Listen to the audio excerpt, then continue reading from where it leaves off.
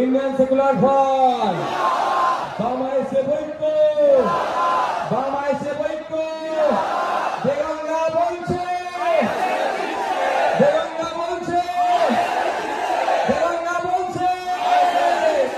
আগামী 29 এপ্রিল আসছে দিন, দিকে দিকে বলে দিন, চাঞ্চল্যের বলে দিন, হঠাৎ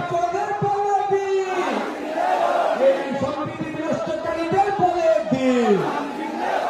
এই সুরেন্দ্র বাবুদের বলে দিন, এই বিজেপিকে বলে দিন।